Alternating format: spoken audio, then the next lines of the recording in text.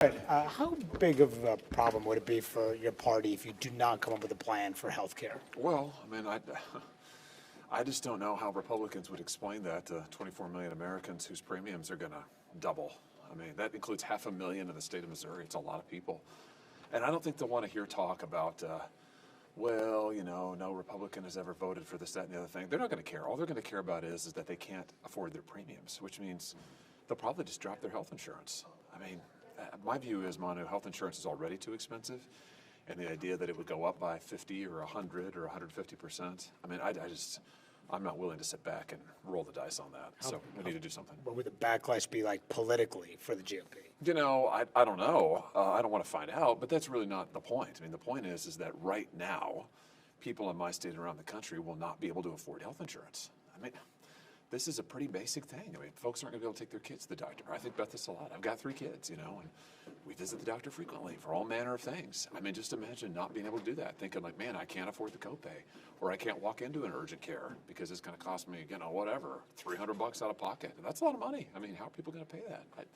We need to think about the human cost of this, I think, and Republicans need to offer an alternative solution. Fair question. Yes. We've seen like 7 plans emerge. You've Yeah. got a plan emerge. Yes. What's it going to take for Republicans to coalesce around a plan? There's not a lot of time left to do it. Good question. Well, I think we need to vote on an alternative. And I'm really a all of the above approach kind of guy. I mean, at this point, I think we need to do everything we can to bring down the cost of premiums. So I'd be happy to take a vote on any of these plans. You know, my plan is not really addressed towards premiums. I mean, my plan is no taxes on health care, which I think is fantastic and I hope can be a bipartisan thing, and we ought to do that going forward. That's really separate from this premium issue, but you know, a number of my colleagues have plans on the premiums, and I'd be happy to vote on any of those. I'd probably vote yes on all of them because I think they've all got great ideas. I don't think they should be mutually exclusive. You know, I mean, let's take some votes and show people that we want to do all that we can. We should probably do like a lot of stuff. I mean, I think if you talk to people, what they're going to say is their healthcare costs are out of control, and they will take all the help they can get. So if you say we want to lower prescription drug prices, they'll say yes. If you say we want to lower your premiums, they'll say yes. Lower your out-of-pocket costs, they'll say yes. So let's do all of it. I mean, and quickly. Will you vote? This is a little bit here. When you get to this point and say something fails and you have a deadline like Christmas coming up, how all of a sudden everybody gets religion and then they buckle down and they coalesce around something. Do you expect that to happen this time? I hope. I mean, that would be a good outcome, the coalescing. We'll see. I mean, I just think, as I was saying earlier, that when you have 24 million Americans whose premiums are already too expensive, everybody's premiums are too expensive. You got 24 million who are buying private insurance on the exchange, and their premiums are about to really go up high.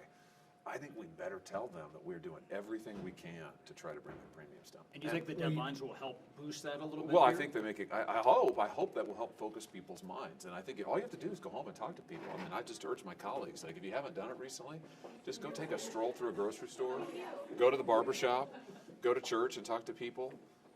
Unless Missouri is different than every other state in the union, I'll tell you what people will say. They will say, I'm really worried about the cost of my health care. I can't afford it.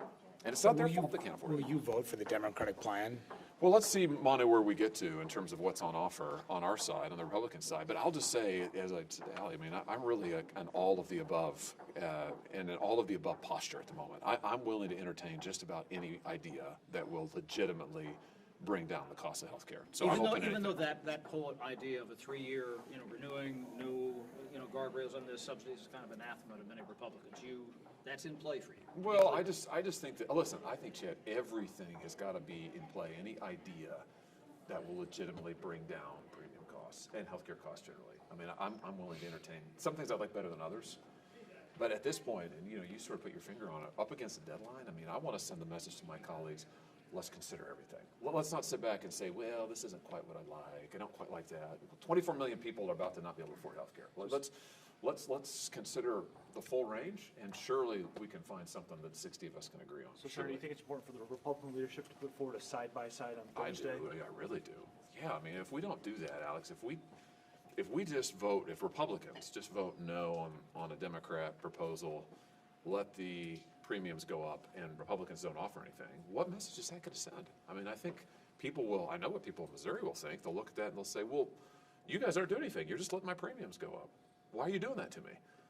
And it's important to, I understand here, I've heard it, people here point fingers and say, well, 10 years ago I voted for this, 15 years ago I voted for that. People at home are going to say, you are hurting me. You're making my premiums go up you're not helping me. Why are you doing that to me? What a great question. They're going to be right. So I think we better do something. But Senator, you mentioned that you want folks to sit down and try to find what can find 60. Yeah. Wasn't that the point of the time period between now and when the shutdown ended?